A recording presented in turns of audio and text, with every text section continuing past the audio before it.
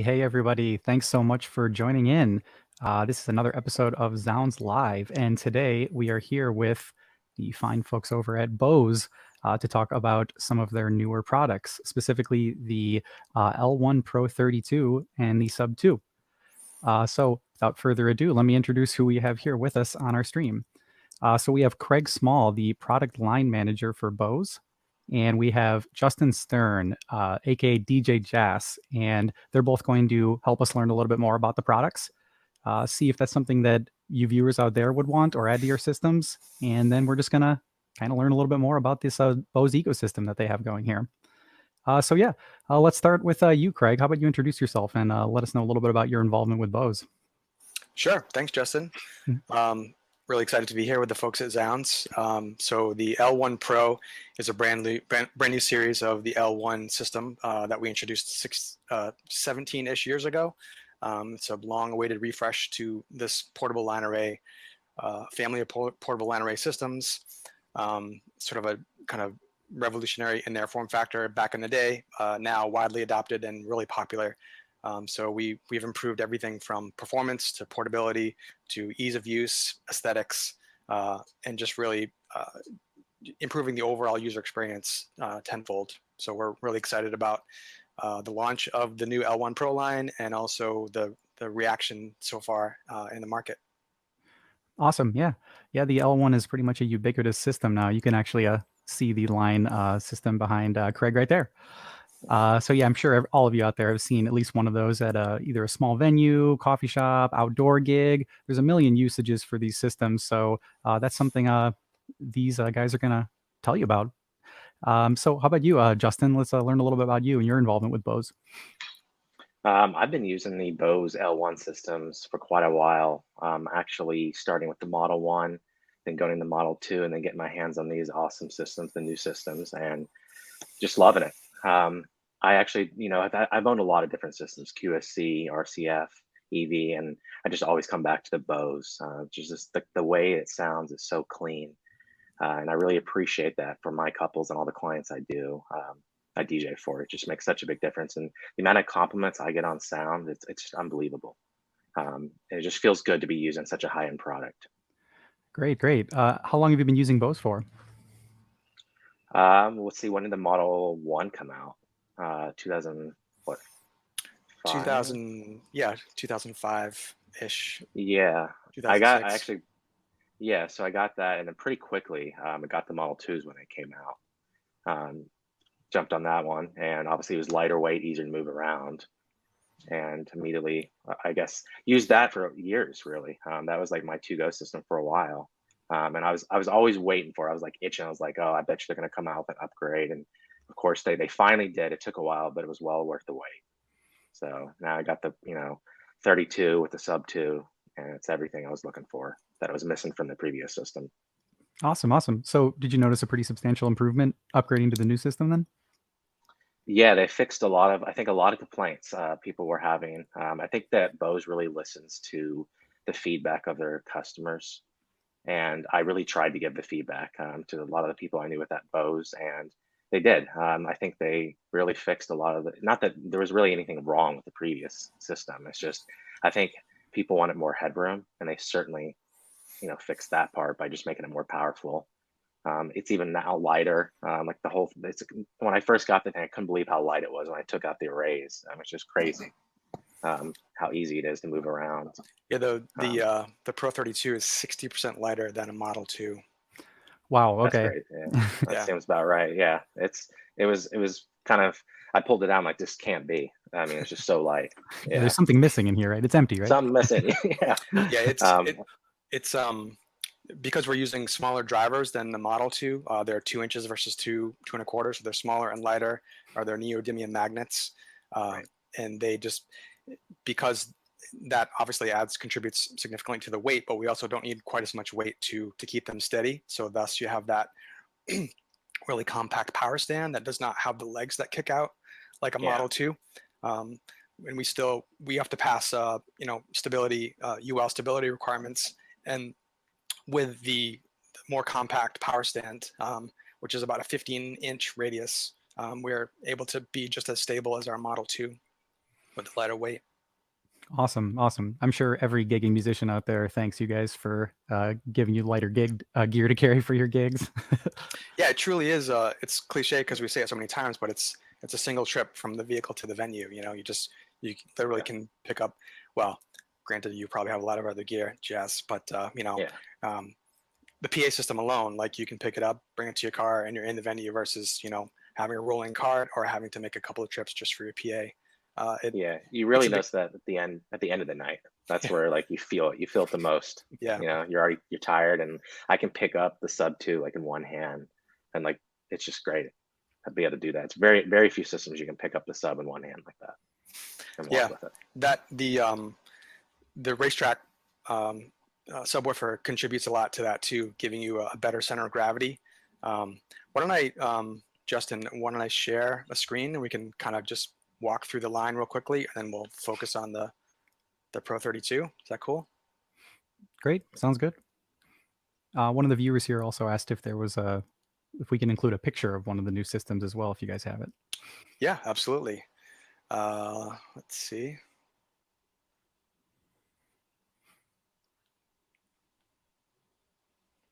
All right, can you guys see my screen? It's coming through. Yes. There we go. All right, cool.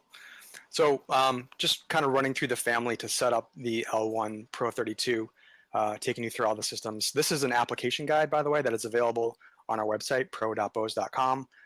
It tells you all about line source versus point source, the differences between all the systems in performance, vertical and horizontal coverage, specs, power, frequency range, SPL. So it's a really handy guide if you're trying to determine the difference between a couple of systems. So the L1 Pro 8 is the most compact in the line. It's got 8 drivers here in the mid-high array in a C-shaped pattern with about 40 degrees of coverage. It still has 180 degrees of horizontal coverage, which all of our L1 systems do. This is the lightest. Still goes down to about 45 hertz, and it's 118 dB SPL peak. This is the replacement for the L1 Compact, essentially. Next up from that is the L1 Pro 16, which is the replacement for the L1 Model S. This is the middle child. We've got 16 drivers in the array, and then a larger, I forgot to mention the size of the subwoofer here. This is a 7 by 13 inch racetrack subwoofer, which essentially, if you count speaker cone surface area, it's roughly the same size as a 12-inch speaker cone. If you just imagine that we grabbed the top and the bottom of that 12-inch driver and we just stretched it out so that you could put it in a more narrow but slightly taller enclosure, just allows you to just kind of lift it up easier, hold it closer to your body so you don't have these awkward carries.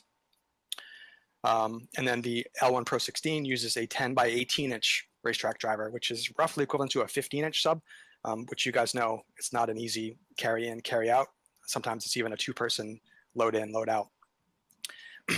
These 16 drivers are in a J-shaped pattern, so you get about 35-ish degrees of vertical coverage, same 180 degree horizontal coverage.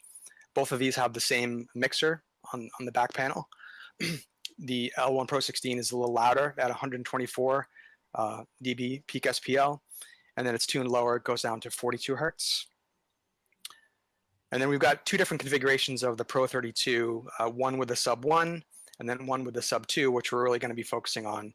Sub 1 is sort of the slightly more portable version of the Pro 32 with a smaller subwoofer. Uses that same 7 by 13 inch racetrack that the L1 Pro 8 does, but it's got a little bit more acoustic volume, so it's tuned a little bit lower, goes down to 40 hertz. And then the Sub 2 uses the 10 by 18 inch, also tuned lower because of the larger enclosure, so that goes down to 37 hertz. So the Pro 32 has got 32 drivers in a straight array, so you get really tight vertical control, same horizontal control, horizontal coverage of 180 degrees.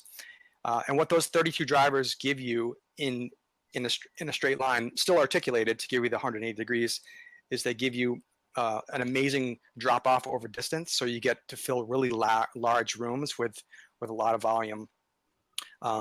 Line source versus point source, these propagate sound in a more efficient way because they're coupled together. and then they don't have to be quite as loud, so you can actually have conversations. Justin, you probably know this. You can have conversations in front of your DJ table without like blasting someone's eardrums, and you go to the back of the room and it's still just as loud. Yeah, that actually might be one of the coolest features, besides like the look and how awesome they sound in general. Is, I mean, I can have my grandma 6 inches in front of this thing, almost at full tilt, and it's not harsh. And they can have a conversation. And it's like you look at it, and it's almost like, how's this even happening when it's this loud? And it's not just how clean it sounds. I think it's because of the array effect. And then you go to the end of the room and the drop off. I mean, it's just unbelievable how you can go all the way back and it carries. Yeah, you go in front of it, and you're not getting your ear blasted, because that's typically how like with a lot of like the competitor speakers, that's how it is. Like it might throw far, but then you go up front, and it's just piercing. It's unpleasant, really. Yeah, some systems are just sort of like a form factor only. They're voiced a lot like traditional pole mounted or point source speakers, but we try to be really consistent with the legacy line and the L1 Pro line, so that they do the same thing that our customers are used to them doing. Yeah. And the Pro 32, it's really loud, 128 dB peak SPL, down to 37 that we already said when you're using the Sub2. Yeah. So and we already talked about the weight, how light it is, what a simple carry, just the two-handed carry in and out of the venue, and it's also got the same mixer. So here, on the power stand, you've got the same 3-channel mixer with Bluetooth, app control as well via L1 Mix, which is essentially, it's the mixer in your back pocket or on your iPad. There's nothing that you can't do on the product that you can't also do on the mixer, with exception of actually plugging things in.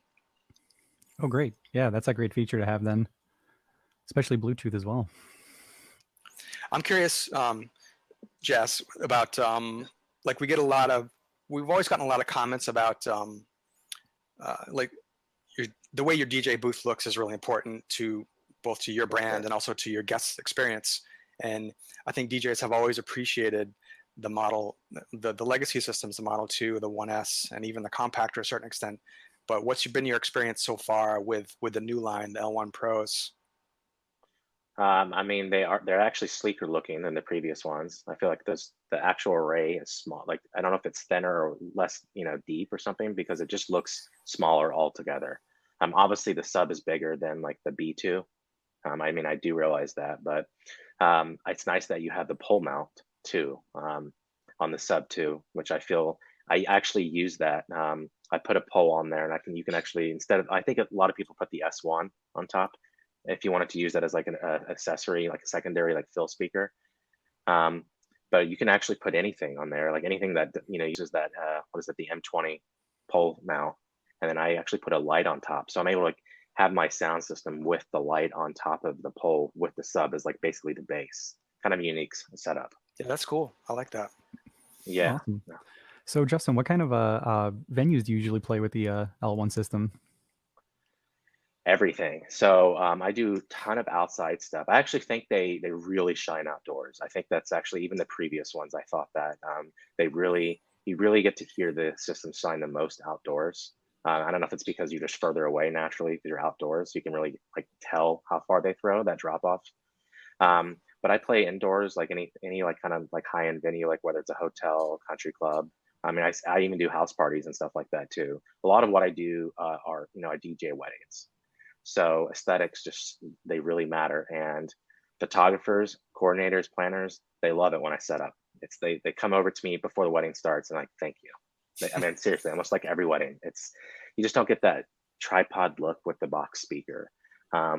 But a lot of people think it ends there, and like they're like, oh, I'm sure it looks good, but we'll see how it sounds. I feel like that's a lot of DJs say. That's there's a lot of DJs that are afraid to make the jump. They never heard them, or if they heard them, I don't know if they didn't hear him like set up correctly or what. But for me, like, I don't know, it's not just the looks, it's just the way they sound as well. It's both. It all matters, especially for what I do. I like a lot of headroom, and I play loud, and the guests want it lively on the dance floor, so it's not background music. So you need to feel it, you need to hear it, and I need to have headroom when I'm doing a 200 person wedding and not have to worry about ooh, am I going to run out of volume here? I think that's really important. Absolutely.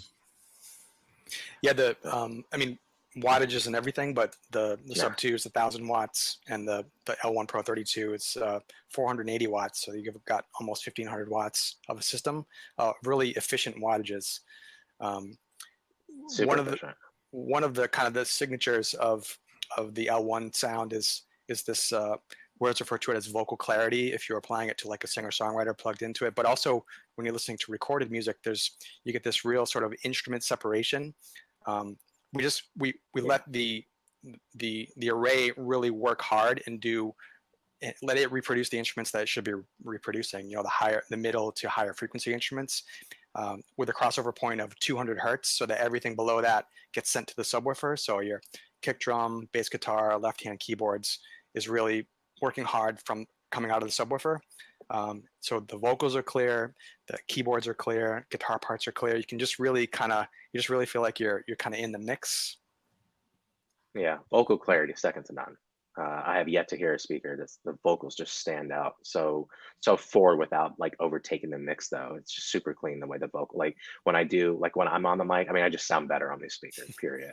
But then like when I'm doing like, even like when people are giving like speeches, it's just, they sound so clear. And I have like videographers comment on that all the time because I guess they're hearing it in their headphones, and they do this all the time with their other DJs, and they come up to me and say, I've never heard someone's like toast sound so clear. Wow, that's great. And this is not like a 1 or 2 time thing. This happens like, it's like almost every wedding. And so at this point, I'm just used to it. It's like, yep, they're pretty awesome. And I mean, I got those compliments though before, even on like the Model 2s, same kind, because I think the voicing is similar to the previous one. These are just kind of notched up a little bit. Yeah, absolutely. When we developed the new line of L1 systems, we constantly listened, like A/Bing between the legacy systems, because we wanted to sound like we came from somewhere that was really successful and that customers love. We didn't want to just kind of come out of nowhere and just drop in this whole new voicing. Right. So it's pretty much just as you described, JAS. It's like it's L1 legacy but evolved. More low end, just more clarity, more high end. More high end, yeah. I think that's what I noticed actually the most, is the high end is just a little more sparkly. Yeah, for sure. Yeah. What's your? I'm sure you have like multiple setups based on the size of your room. Like, what's your? Give us an example of some of your go-to setups. I pretty much use the same like main DJ setup. So like I have my main DJ setup with my mixer and everything, and on each side, generally depends on the like layout of the room, but I'm doing the 32 on each side with the Sub2. That's just always what I'm doing. And then what I also do is the awkward room, or if it's a really narrow, or if it's like, I guess really awkward, I put fill speakers in the back, and so I use the smaller L1s for that. And I'm able to do like send a wireless signal to those. And I use the Bose T4S mixer. So I come in from my DJ mixer into the Bose T4S, and then I use the aux out to control those separate zones, which really helps. So I'm able to like distribute sound all around, which really is really nice. But I always I know a lot of DJs, even with the 32, they're just like taking out one. I don't know. I feel like symmetrical. Like for me, it's just like an OCD thing. I feel like I have to have 2 of them. I'm sure I can get away with it, but I also do like it. I turn it up, and I just feel like one wouldn't be enough for the type of events I do. Realistically, I'm sure I can get away with it, and no one would complain. But for my standards and from what I've been used to for DJing for a while, I like headroom. It's just super. I don't have to worry about like limiting the whole night. Yeah. Yeah. So that's my setup. Yeah. With the 2 systems, are you running those in like dual mono, or are you running those in stereo out of your DJ mixer? Stereo out of the T4S. T4S, right? Yeah, because the mixer goes into that, and then I have all my mics go through the T4S as well, and so I'm just running the signal out of the T4S into left, right. Yeah, I have done mono before though. I actually, because before the T4S, I was using the T1, and that was mono.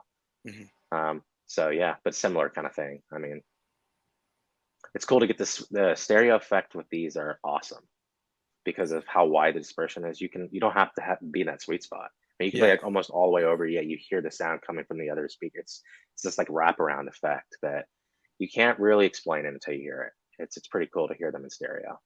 So while 1 is cool, 2 is just so much better, in my opinion. Yeah. Great. Yeah, 1 more is always better, right? Yeah, it'd be nice. I mean, I will say, like, for the bigger ones, it'd be nice to have another set of sub-twos. So a total of 4. I feel like for people that are, especially for like the music I'm doing, people that really want to get into it, I think that'd be the killer system to have 4. Not that you need to take that to every event, but to have 4 sub-twos would be pretty cool. 2 per side, I think would be like the ultimate. Absolutely.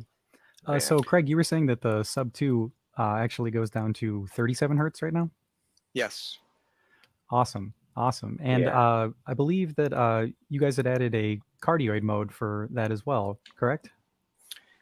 Correct. Yeah. When you use 2 sub-twos, so cardioid mode has sort of it's a thing. It's been a thing in pro audio for a long time, but we're sort of seeing it trickle into the pro portable space as of the last 5 or 6 years.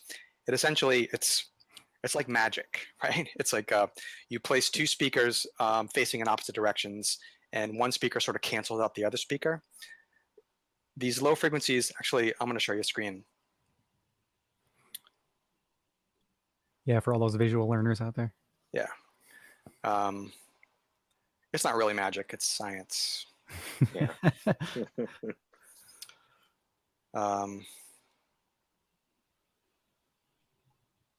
And I know we've got some other questions here popping up on the chat, so we will definitely get to those.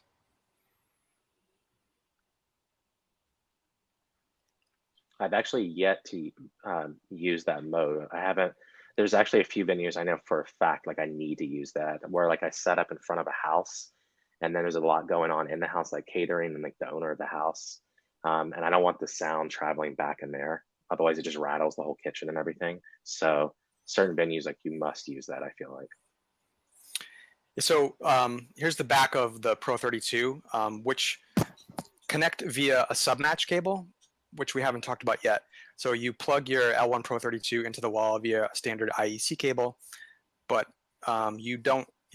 The Pro 32 comes with this proprietary cable called the sub-match cable, which delivers the voltage from the wall and the digital audio to your Sub2, and you can link up to 2 systems with a second sub-match cable. It's just better cable management, simplifies your setup.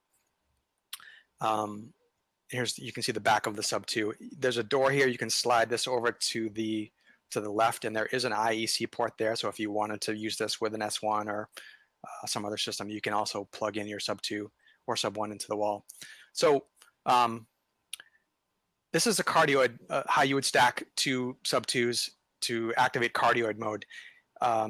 Bass in general, I'm going to do some animation here. So these low frequencies are omnidirectional. So if you have a stack of subs, whether they're facing different directions or just the same direction, you're going to hear the same thing whether you're standing behind the stack or in front of the stack. When you put them in this configuration and you activate cardioid mode, there's some DSP, there's a delay, and some EQing that negates the rear firing energy by about 10 dB. So essentially you get directional bass. So that's what cardioid is. It's great for keeping low frequency feedback off the stage. If you're a band or singer-songwriter, or if you're a DJ and you've got some tricky spaces that you want to avoid, like reflecting off of a wall, or it's just unbearable behind the DJ booth, you can put it in cardioid mode to negate that rear firing energy. Also, when we were developing this, we learned from our DJ community, which I want to get back to, so don't let me forget about that for outdoor spaces that kind of spill into the evening hours, it's a good way to keep the neighbors happy by having a cardioid mode that, you don't have this rumbling bass that's kind of propagating throughout the neighborhood. So DJs really love this for outdoor events as well. So that's cardioid. The cardioid mode is definitely a game changer. It's just like mixing audio and everything too. Just controlling the low end is so important to the sound of an event, especially for DJing, as you know, Justin. I'm sure some rooms can cause you a lot of problems with bass resonances and things like that. So the cardioid mode is absolutely crucial. So yeah, and the last thing I want to do is like upset the venue or something. And so that really helps. There's like one venue in particular that I know where I set up, and there's so much going on behind me, and I've done like sound checks previously, and I'm not kidding. Like the low end is louder inside than it feels outside in those situations. I'm sure it's not just, you just only hear low end. So anybody that's in the house, because I'm outside, like right in front of the house, it's just, they can't, it's just crazy. Literally like all the plates are rattling and everything. So with this mode, you don't have to worry about that as much because it will throw the sound, the bass frontwards rather than behind me. So I'm excited to use it when needed. I don't think like you need to use it every time you DJ though. I think you need to use it where appropriate. Of Yeah, I course. would Well, agree with that. yeah, that's Yeah. a great part about the system, though. It's its own ecosystem. So, you know, the modular design, you can kind of pick your setup for each venue then. So I really Yeah. enjoy that about it. Yeah, One Cardioid cool, is go ahead, Jess. I was gonna say, kind of unrelated, so I'm kind of going back. One cool thing I actually just thought of too is with really any of the L1 systems, but I feel like even from the Model 1 to the Model 2 to even the Pro 32, I feel like even though I think on the Model 1 it was not quite 180, it was close, but I feel like the dispersion is so wide. Um, it's just so awesome that I was just thinking this, you know, off the top of my head is I don't have to bring a DJ monitor anymore. I used to actually bring even an S1 for a lot of the stuff, but I just feel like, or a compact or whatever, even like just any kind of floor monitor, but I just leave that at home now. It's the coolest thing. I can actually DJ behind the speaker and still get a decent monitor, like playback from DJ. And obviously it's not going to be the same as in front of it. It's not, but the fact that I can be like to the side and behind it, pretty cool. Kind of a tangent there. That's pertinent to, there's a question that came in on the chat where somebody's asking, when eliminating floor monitors, how do you set the speakers to avoid feedback? Do you have to use the Bose mixer to have the feedback elimination work properly? And the answer is no. So this applies to both your application, JAS, or any DJ, or a live music situation. And tying it back to that, the fact that you can have a conversation in front of your DJ booth because it's not screaming, because that line source is so efficient. That also helps with the reduction of feedback. They're not immune to feedback, but they are very feedback resistant. So you can have much louder volumes and be closer to a system with a microphone. So you do not need a Bose mixer to eliminate feedback. It's really just it's a case of mic placement. Typically not directly behind you, but maybe to the left or to the right, still behind you, so that you can use the system as a monitor, or audience can hear the same thing that you're hearing. If your mic is positioned properly and EQ'd properly, then you shouldn't get feedback. So it's we're eliminating the need for personal monitors in a single system. Very awesome. Very awesome. Oh, we also had another question in the chat pop up too that was covered earlier. But Craig, do you know what the weight is for each of the systems? Somebody had asked about the portability of the L1s. Yeah. So the Pro 8 is about 38 pounds total.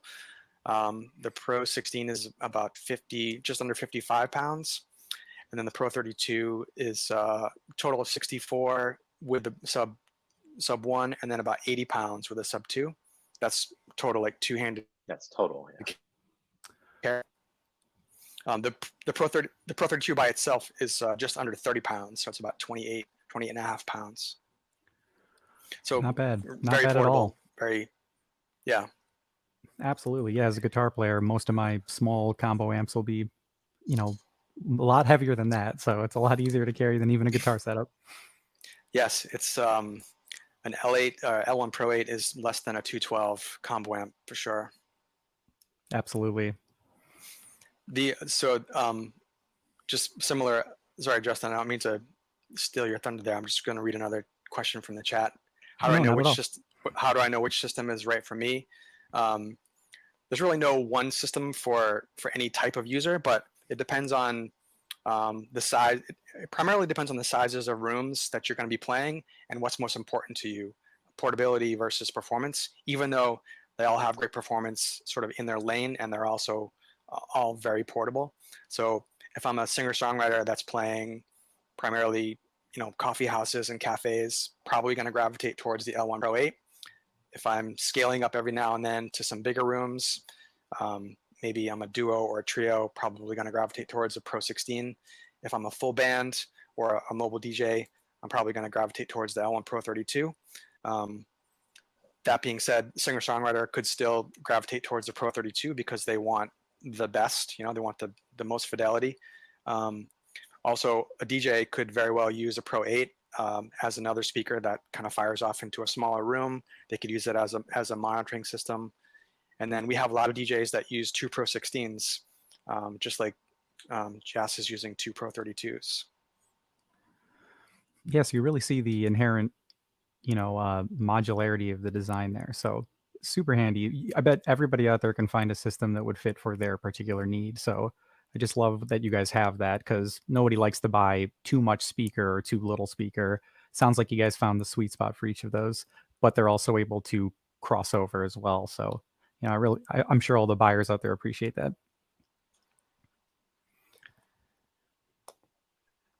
All right. So did you guys want to add anything in here about the new systems? Oh, actually, we got another question. Is there any promo discounts coming in the fall? Not that we're aware of. These L1 Pro products are still very new to the market. But check zZounds.com to see if there's going to be any promos. Absolutely. All right, guys. Maybe we could talk about just for a sec. JAS, are you using the L1 Mix app at all? I haven't. I use it. I personally only use it to do, like, when I do a quick sound check before guests get there. I really use it to, like, just set even levels between, like, the left and right, because some rooms just will have some weird reflections, and even though they're set to the same, it just seems like I need to up maybe one little notch.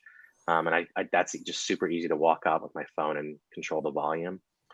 Because I am using a T4S mixer, I don't use any of the tone match settings in there, any of the presets. Right. I just do it all in the T4S. I can see why it's useful, though, to some DJs. If you don't have the T4S, then for sure you can use those features, and it's all accessible on your phone or iPad or whatever you're using.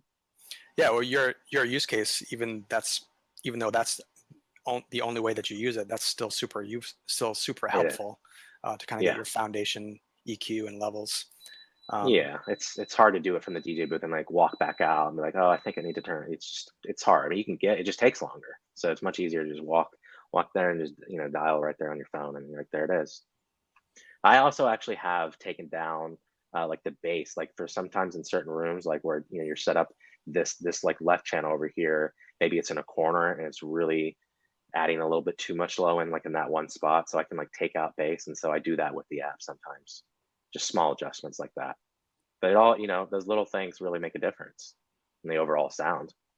So it's nice to be able to do that on your phone. Yeah. Have you been busy now that we're sort of back? Yeah.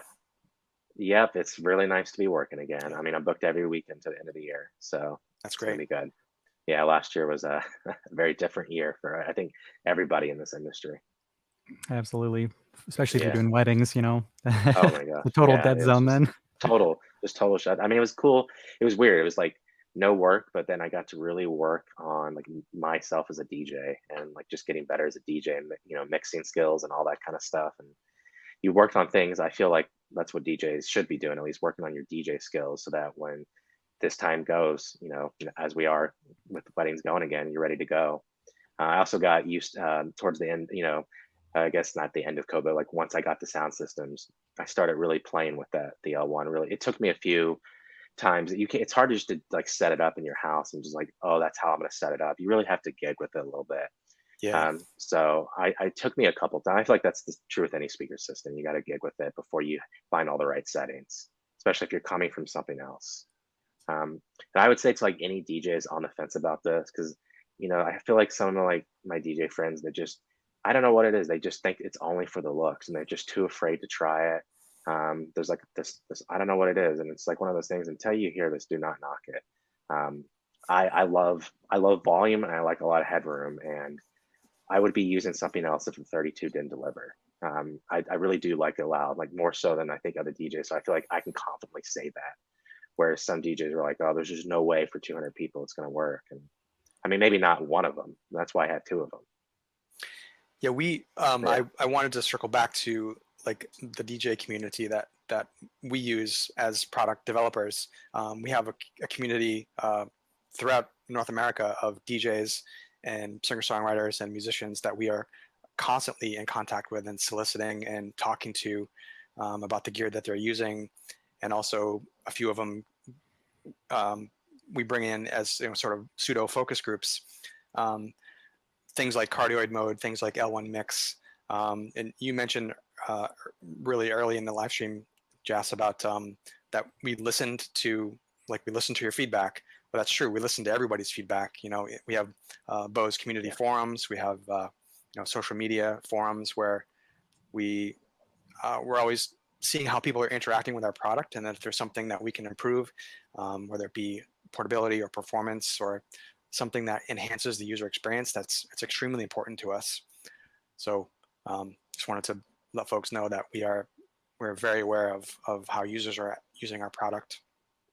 Yeah, and that's a huge difference. I feel like that says so much about Bose. They actually listen to their customer. They're not just making a product to put out something. They're really listening to their customer, listen what we would use in our type of application, whether it's a DJ or a musician. It's noticed for sure. Yeah. There's I can see just a couple other questions here. Can you get a true stereo with a single Pro 32 and a single Sub2, or is this by default blended mono? So this is mono. One system is mono, and you would use a T4 or T8 or other mixer or a DJ console to split your left and right channels between two systems. And then another question is, when using the S1 with a Sub1, does the Sub1 function via Bluetooth? So the Sub1 and Sub2 are not Bluetooth enabled. They are Bluetooth enabled when you're connected to the Pro 32 because they are part of the system, but on their own, they're not Bluetooth enabled. There is a special crossover that you can use on Sub1 and Sub2 that optimizes for use with an S1, but you do have to run your signal through the sub first and then out to your S1. So if you wanted to take advantage of S1's Bluetooth capabilities, you'd have to go the opposite direction, go into the S1 and then to your Sub1 or Sub2. Right. And there is, we keep talking about T4, T8. There is a tone match port on the Pro 8, Pro 16, and Pro 32. It's essentially a Cat5 port that allows you power and audio to your T8 and T4 tone match mixers. That is essentially the 3 channels on the Pro, the L1 systems are still active. So you get, you're essentially adding 4 or 8 channels when you use a T4 or T8. Great. All right, guys, did you guys want to add anything else here before we finish wrapping up? It's awesome to talk to you, JAS, and to you, Justin. Yeah, likewise. This is really fun. Thank you very much. Yeah, likewise, thank guys. you for having me.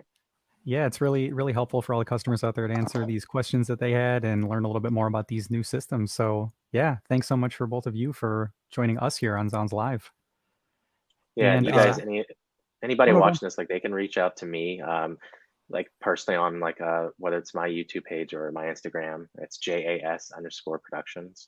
And you can message me about the systems. I'd be glad. I've helped a lot of people, and like other DJs just reaching out to me. I have no idea who they are, just asking me about the systems. And I've probably indirectly sold a lot of systems to other DJs. It's like they see what I'm doing, they hear it, I talk to them, and I'm super engaging. Like, I can talk to people on the phone if you want and help people out, because you want to make sure you're using the system right too. I feel like some DJs that don't know, a lot of DJs just don't know about sound. They're not technical and they're very good DJs. And so I find myself as kind of a sound geek anyway. So I'm able to, offer and help in that way anyway. So anybody that wants to reach out to me, I'm here. Awesome. Absolutely. Yeah, it's much appreciated then. Yeah. Well, all right, guys, again, thanks so much for joining us. If you guys are interested in any one of these systems, be sure to go to zZounds.com and check out our Bose L1 product line as well. And you can find all of these products that Craig and Justin were talking about here today. All right, but again, thanks so much for being here with us, guys. And we'll see you around. Awesome. Thanks, Justin. See ya. Thank you. Thanks, everyone.